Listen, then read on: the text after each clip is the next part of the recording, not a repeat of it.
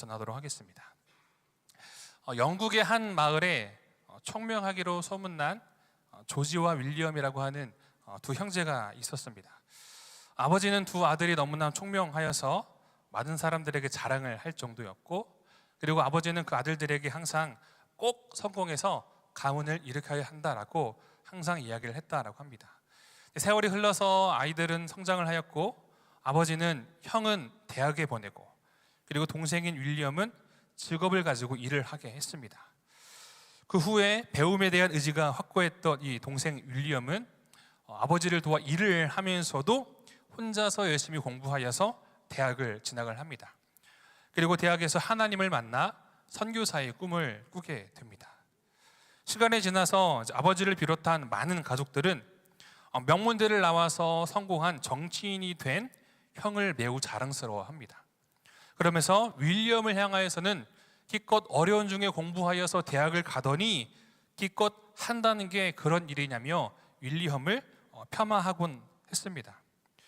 이 윌리엄은 누구냐? 당시에 선교라는 개념이 잡혀있지도 않았던 시대에 인도로 가서 선교사로 헌신한 삶을 살았던 근대 선교의 아버지라고 불리우는 윌리엄 캐리라고 하는 선교사입니다. 세월이 흘러 이 두 형제가 세상을 떠나고 영국의 인명백과사전은 두 사람의 업적을 각각 기록을 하였는데, 동생이었던 윌리엄 캐리에 관련된 업적은 거의 2페이지에 할당될 정도로 많은 기록을 소개한 반면에 정치인이었던 그의 형은 그저 윌리엄 캐리의 형이자 정치인이라는 아주 짧은 소개가 전부였다고 합니다. 여러분, 삶의 진정한 성공은 세상의 기준과 잣대로는 판단할 수가 없죠. 진정한 성공은 사람이 아니라 이처럼 하나님의 나라, 하나님의 꿈을 꾼 자, 하나님의 평가로 참된 성공은 결정이 됩니다. 오늘 본문에 등장하는 다윗은 여러분 어떠한 평가를 하나님께로부터 받았습니까? 잘 아시는 것처럼 하나님의 마음에 합한 자. 이것보다 더 좋은 평가가 어디 있겠습니까?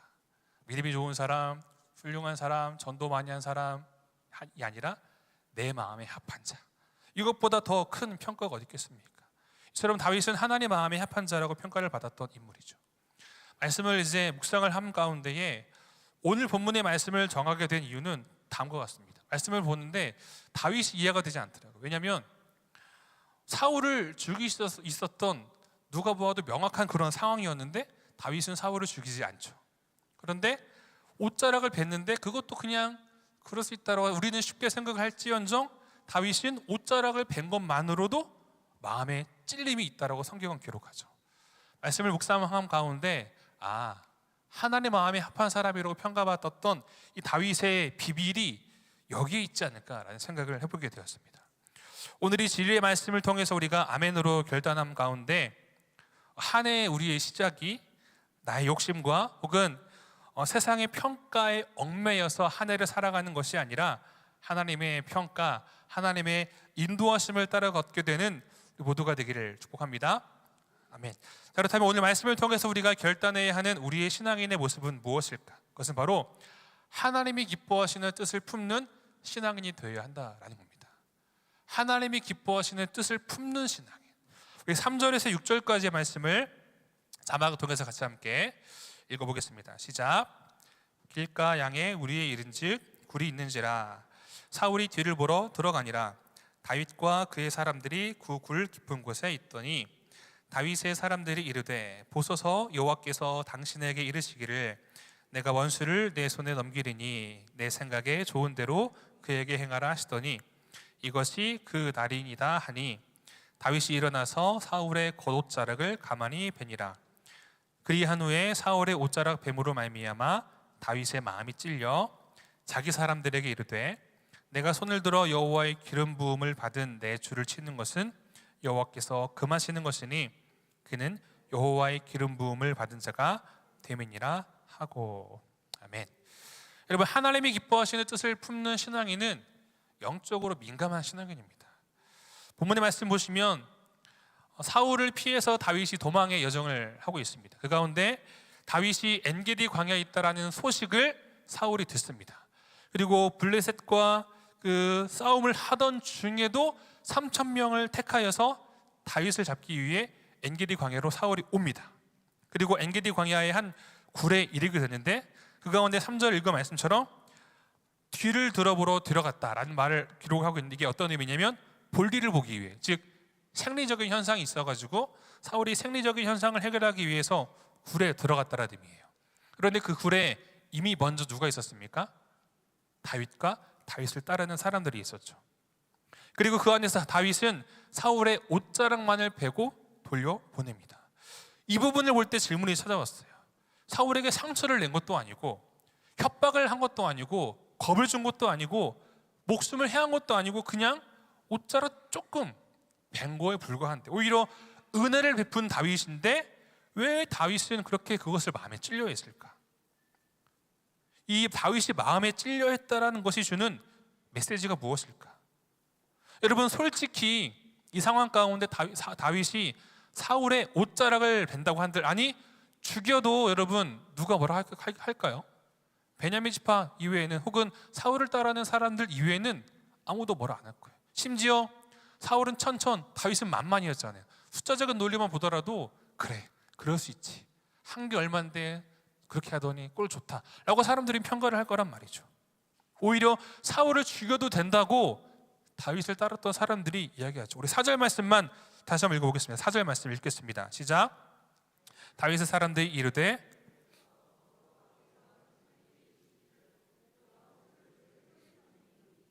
내 생각에 좋은 대로 그에게 행하라 하시더니 이것이 그 날이니이다 하니 가만히 뵈니라. 아멘. 오히려 지금 다윗을 따르던 사람들이 다윗으로 하여금 이렇게 말하는 거죠. 다윗이요, 지금이 기회입니다.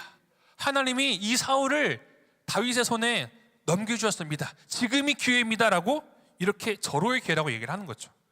그런데 여러분, 절호의 기회가 아니에요. 하나님은 다윗으로 하여금 사울의 손에서 구해주시겠다고 하셨지 사울을 다윗의 손에 붙였다고 하지 않으셨거든요. 붙였다라는 것은 승리, 죽여도 된다는 의미거든요. 붙였다고 하지 않으셨어요. 즉 지금 다윗에게 사울을 해야도 됩니다, 이것은 하나님이 당신에게 다윗에게 허락하신 절호의 기회입니다라고 말을 하는 것은 그 사람들의 그릇된 해석, 확대 해석이에요. 왜요?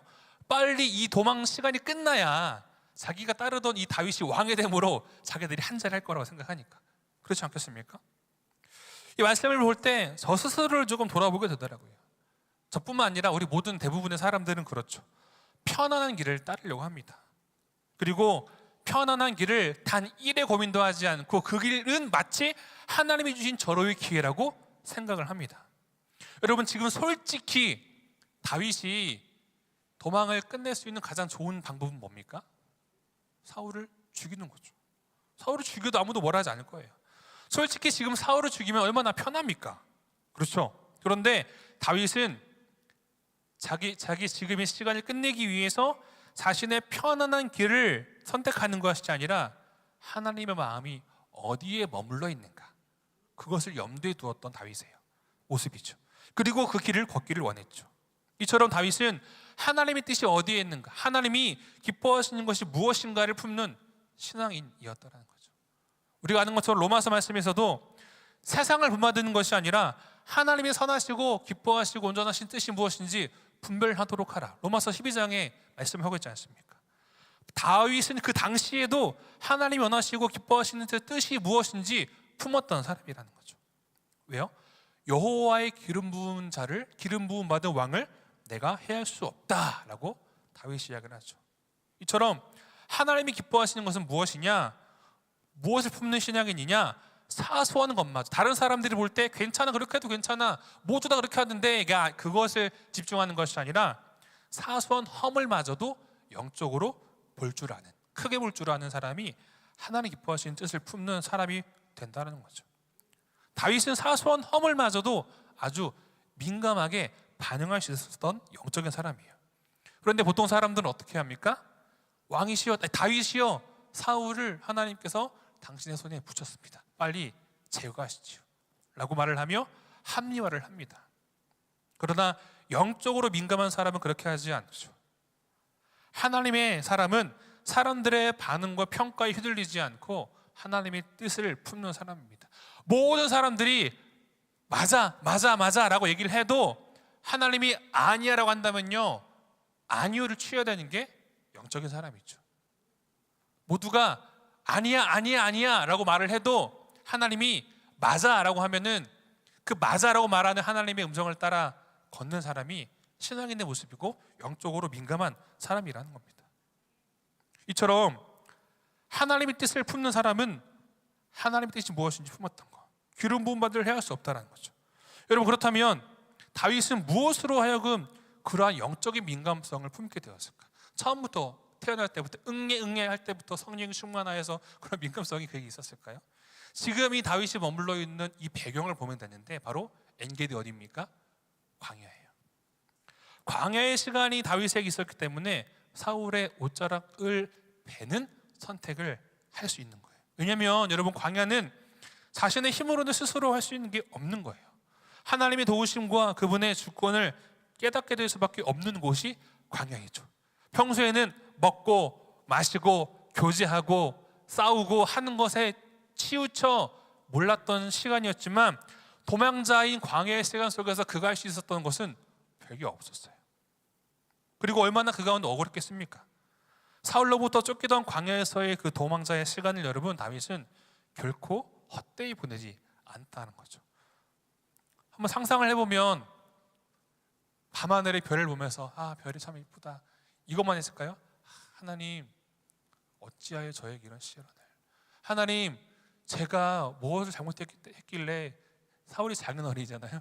장인어른이 저를 이렇게 미워할까? 이런 시간들 다윗에게 있지 않았겠습니까? 또한 다윗은 지도자였죠. 지도자만이 가질 수 있는 남들에게 말하지 못하는 고독, 지도자는 남들에게 다 말하지 못하는 고독이 다 있거든요. 혼자 고독의 시간들을 그 광야 시간 속에서 보냈을 거라는 거죠. 이처럼 그 광야의 시간이 있었기 때문에 다윗은 그 시간 속에서 영적인 민감함이 발달이 된 거고 훈련이 된 거예요.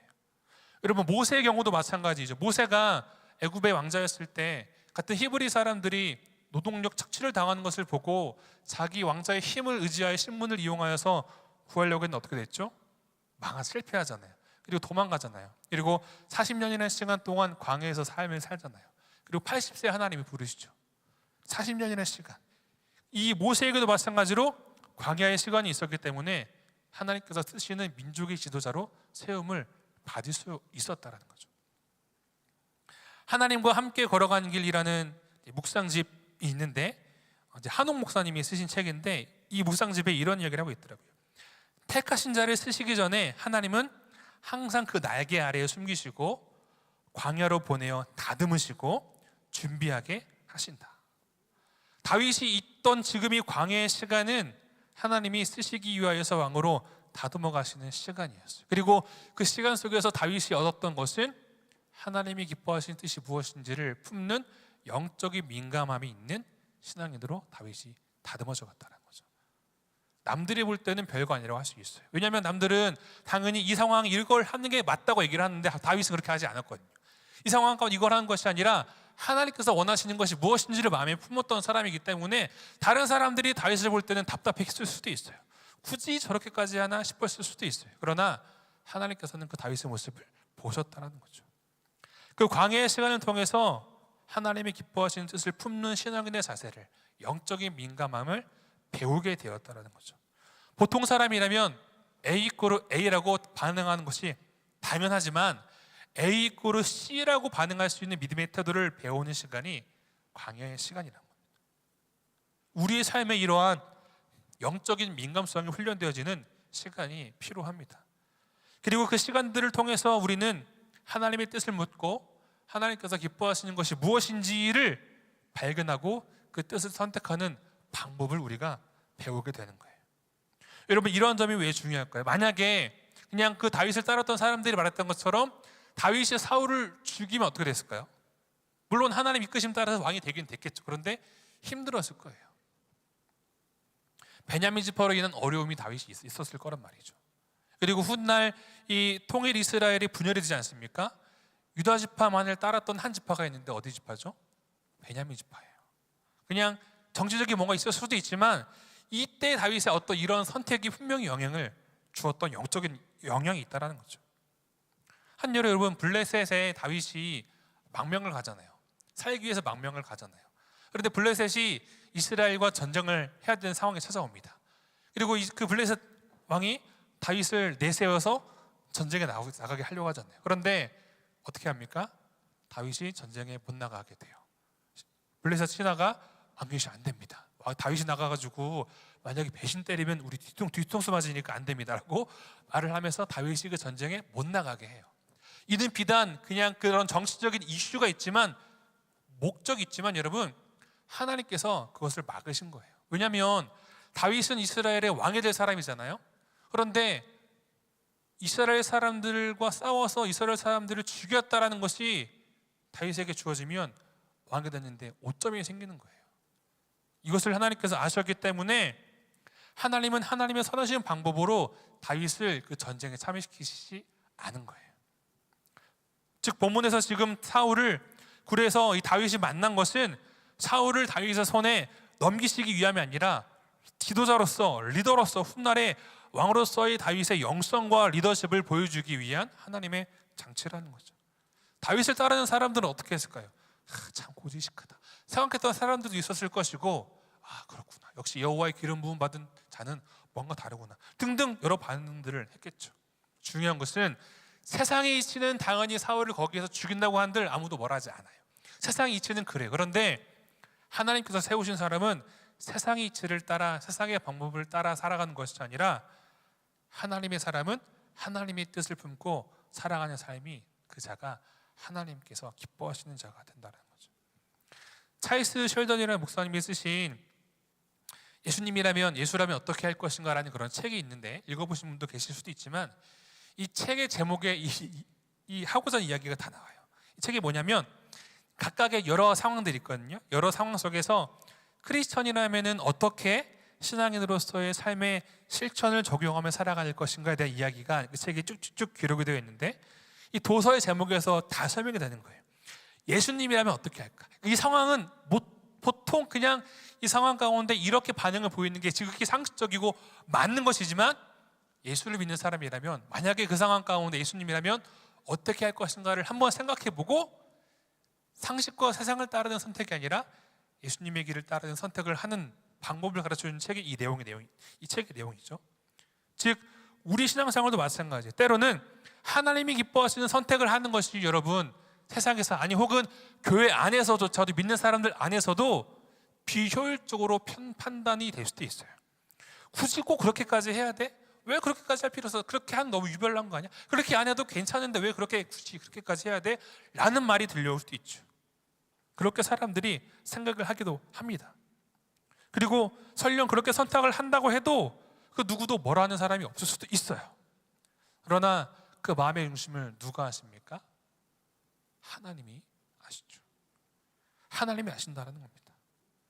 사랑하는 우리 모든 성도 여러분, 주님의 이름으로 축복합니다.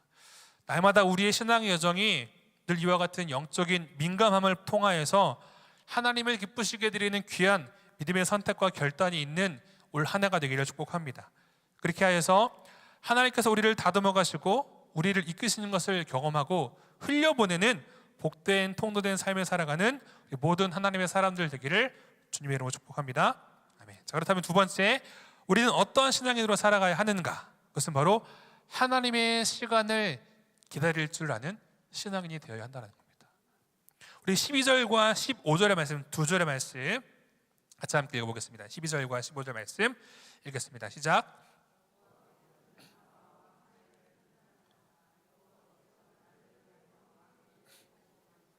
내 손으로는 왕을 해하지 않겠나이다. 15절. 그런즉 여호와께서 재판장이 되어 나와 왕 사이에 심판하사 억울함을 풀어주시고 나를 왕의 손에서 건지시기를 원하나이다 하니라. 아멘.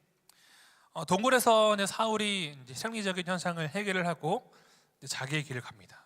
그러자 그 모습을 본 다윗이 이제 일어나서 사울을 향하여서 엎드려 절을 먼저 하고 외치죠. 이 이야기죠. 왕이시여, 왕은 어찌하여 내가 왕을 해하려 한다는 사람들의 말을 듣고 믿습니까? 방금도 왕이 굴에서 계실 때 제가 왕을 해야 할 수 있었지만 그렇게 하지 않았습니다. 옷자락을 보십시오. 제가 겉옷자락만 벤 것이 바로 그 증거입니다 라고 다윗이 사울을 향하여 이야기를 하거든요. 그리고 그 다음에 하는 말이 방금 읽은 12절과 15절의 말씀인데, 12절 보시면 여호와께서 나와 왕 사이를 판단하사, 그 15절에 여호와께서 재판장이 되어. 여러분, 다윗은 지금 당장 원수가 없는 것을 말하지 않았어요. 여호와께서 나와 왕 사이를 판단하사, 여호와께서 재판장이 되어. 즉 지금 당장 원수를 갚을 수도 있었지만 지금 당장 원수 갚는 것을 선택하지 않고 하나님의 때에 하나님의 방법으로 하나님께서 이끄실 것을 다윗은 믿었고 그 때를 기다리는 선택을 지금 다윗이 한 거예요. 조급해하지 않았죠. 그러나 사람인지라 얼마나 답답했을까요? 얼마나 억울했을까요? 그 억울함이 9절에 나오잖아요. 이처럼 다윗은 억울했지만 당장의 원수 갚음을 솔직히 할 수 있었던 상황이지만 주변 모든 사람들도 그렇게 하라고 얘기를 했었지만 다윗은 그렇게 하지 않고 사울을 보내줘요. 어떻게 보내줄 수 있었을까? 하나님의 시간을 기다릴 줄 알았기 때문에. 조금 더 구체적으로 풀면 다윗은 지금 당장 앞에 있는 문제에 집중하지 않고 하나님께 집중했기 때문에 그래요. 이처럼 하나님의 시간을 기다릴 줄 아는 사람이라는 것은 뭐냐? 문제가 아니라 하나님께 집중하는 사람이라는 겁니다. 여러분, 문제에 집중할 필요가 없습니다. 여러분, 하나님께 집중하면 됩니다. 만약에 다윗이 문제만 집중했다면 문제의 해결을 위해서 다윗이 해야 하는 행동은 무엇입니까? 사울을 죽이는 거죠. 더군다나 옆에서 부추기는 사람도 있었잖아요. 죽인다고 한들 아무도 뭐라 하지 않았을 거란 말이죠. 하지만 다윗은 사울이 하나님의 기름 부음을 받은 왕이라는 것을 믿고 그 믿음 아래 하나님께 집중했다라는 거죠. 그리고 그 결과 옷자락을 팹니다. 그것도 심지어 옷자락을 벤 것조차도 과리만큼 양심에 찔려 했어요. 사실 다윗은 옷자락을 벨 생각도 없었습니다. 옷자락을 벤 것도 보시면 사람들이 지금 이 사울을 여호와께서 당신에게 맡기신 겁니다 라고 말을 하고 그 말을 듣고 나서 일어나서 옷자락을 베거든요. 처음부터 사울은 옷자락조차 벨 생각이 없었어요, 다윗은. 그런데 옷자락을 베죠. 그것 또한 양심에 찔려 하는 게 다윗의 모습이죠. 이를 잘 보여주는 것이 시편 57편에 기록이 되어 있는데, 57편은 이 사울을 피해서 다윗이 엔게디 광야 굴에 있을 때 지었던 시인데, 57편 1절과 7절 8절의 말씀을 자막을 통해서 같이 함께 읽어보겠습니다. 시작. 하나님이여 내게 은혜를 베푸소서, 내게 은혜를 베푸소서. 내 영혼이 주께로 피하되 주의 날개 그늘 아래에서 이 재앙들이 지나가기까지 피하리이다. 7절 8절. 하나님이여 내 마음이 확정되었고 내 마음이 확정되었사오니 내가 노래하고 내가 찬송하리이다. 내 영광아 깰지어다, 비파야 수금아 깰지어다. 내가 새벽을 깨우리로다. 아멘. 나중에 집에 가셔서 57편 쭉 읽어보세요. 여러분, 다윗은 원수인 사울을 죽여달라고, 멸하여 달라고 구하지 않았어요. 1절에 하나님이여 내게 은혜를 베푸소서, 내게 은혜를 베푸소서. 하나님의 은혜를 구합니다. 이는 문제를 향함이 아니라 지금 하나님을 향한 다윗의 고백인 거예요. 그리고 이 고백이 어떻게 향합니까? 7절 8절 읽은 것처럼 기도와 찬송이 이 클라이막스를 향해 가는데, 그 클라이막스는 하나님을 향한 찬송과 감사의 시로 나아가요. 아직은 여전히 쫓기고 있는데도 불구하고 말이죠. 찬양 중에 그런 찬양이 있지 않습니까? 내 영혼이 확정되고 확정되어 싸우니 믿음의 눈 들어 주를 바라봅니다. 아멘. 감사함의 주를 찬송을 합니다. 그렇게 할 수 있었던 이유는 문제에 집중한 게 아니라 하나님께 다윗은 집중했다는 거죠. 하나님께 맡겨드렸던 겁니다. 여러분, 사울과 다윗이 종종 비교가 되는데 블레셋과 이스라엘의 그 전쟁 가운데 사울과 다윗의 차이가 무엇이었습니까? 사울은 지금 이 전쟁의 진영 앞에 놓여져 있는 수적인 열세에만 집중했어요. 골리앗이라는 거대한 장수에만 집중을 했죠. 그런데 다윗은 어떻게 하였습니까? 만군의 여호와의 하나님을 의지하고 그 만군의 여호와 하나님을 집중한 거예요. 그 결과가 어떻게 됩니까? 우리가 다 알고 있죠. 또한 여리고성을 지나는 여호수아와 이스라엘 백성들, 여리고성을 지날 때 여리고성의 웅대함, 거대함, 그 크기, 단단함에 집중했을까요? 아니에요. 성을 돌라는, 그리고 마지막에 외치라는 하나님의 말씀에 그들은 집중했죠. 그리고 그 성이 무너지는 기적을 경험합니다. 삶을 살아가다 보면 나를 힘들게 하는 원수가 있습니까? 없습니까? 있죠. 있습니다. 감정으로는 당장 가서 따지고 싶고 나의 억울함을 풀고 싶기도 합니다. 그런데 그렇게 한다고 한들 사실 얻을 수 있는 것은 별로 없어요. 그런데 하나님께 맡기면 편안해집니다. 성경에서는 이와 관련된 명확한 답을 제시를 해주는데 원수를 축복하래요. 원수를 축복하래요. 로마서 12장 14절 보시면 너희를 박해하는 자를 축복하라. 누군가를 볼 때 마음에 들지 않을 수도 있어요. 그 가운데 비판하고 정죄하지 않으면 참 좋지만 보통 사람들은 하죠. 저 사람 왜 저런데, 왜 그러는데, 왜 그렇게 했대, 보통 말을 합니다. 그런데 그렇게 하지 마라는 말은 예수님 모르는 사람도 사실은 하는 말이에요. 에이, 그래도 다른 사람 나쁘게 얘기하면 쓰나. 이건 예수님 모르는 사람들도 다 해요. 그런데 예수님을 믿는 사람들은 뭔가 좀 달라야겠죠. 로마서 말씀처럼 너희를 박해하는 자들을 축복하라.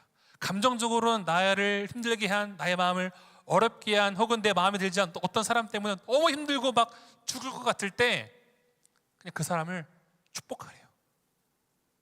어떻게 하라고요? 축복하래요. 여러분 한번 경험해 보십시오. 진짜로 그런 하나님 주신 평안함이 임합니다. 누군가 정말 나를 힘들게 하고 억울함들이 찾아올 때 자꾸 그것만 집중하고 그것만 묵상하게 되면요, 동굴 속에 자꾸 들어가게 돼요. 그런데 오히려 그 가운데 그를 향하여 하나님, 저 사람을 축복합니다. 그 사람 가운데 계신 하나님, 그 사람에게 은혜를 주시옵소서 라고 오히려 그 사람을 축복하면요, 마음에 평안함이 찾아옵니다. 이거는 하나님이 주신 복이에요. 문제 앞에서 그 문제로 인하여 시름시름 아픔 속에 살아가는 것이 아니라 원수든 우리의 삶의 문제든 그것을 하나님께 맡겨 드려야 돼요. 문제는 내가 가지고 있으면 문제예요. 그런데 문제는 하나님께 드리면 문제가 아니게 되는 거예요. 하나님께 집중하여 부르짖고 기도하면 우리 집도 소유권이 이전이 되는 것처럼 문제의 소유권이 하나님께로 등기가 되는 거예요. 세상에서 집 등기할 때는 수수료가 들어가잖아요. 문제가 하나님께로 등기가 되는 건 수수료가 다 이미 지불이 됐어요. 예수님의 십자가의 피값으로. 문제나 원수를 내가 붙잡고 있지 않고 하나님께 맡길 때 그 문제는 나에게는 문제가 되는 것이 아니라 하나님께 되는 거예요. 그것을 우리는 무엇이라고 합니까? 그것을 우리는 기도라고 하죠. 이것이 다윗의 영성이었습니다. 옷자락만 뵐 수 있었던 다윗의 영성. 당장 원수 갚은 문제 해결을 할 수 있는 사울을 죽이는 것이 사람들의 보편적인 생각, 그렇게 하는 것이 전혀 문제가 되지 않지만 다윗은 그렇게 하지 않고 하나님께 집중하고 하나님의 때를, 하나님의 시간을 기다렸던 사람. 올 한 해 우리 근무정한 모든 성도님을 주님의 이름으로 축복합니다. 억울함이 없다고는 볼 수 없습니다. 억울함이 또 찾아올 수도 있고요, 작년에 했던 기도 올해 또 해야 될 수도 있어요. 10년 전에 했던 어려움들 올해도 동일할 수도 있어요.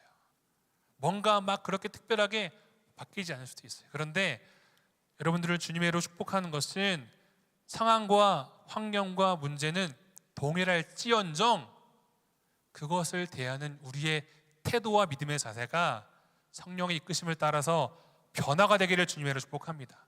그래야 할 때 우리가 더욱더 기도하게 되고 말씀 붙잡게 되고 예배 자리로 나오게 되고, 그런 삶을 우리가 살아갈 때 우리의 문제의 소유권이 우리에게 하나님께로 넘어감을 통하여서 하나님의 응답을 경험하게 되는 올 2025년 우리 모두의 삶이 되기를 주님의 이름으로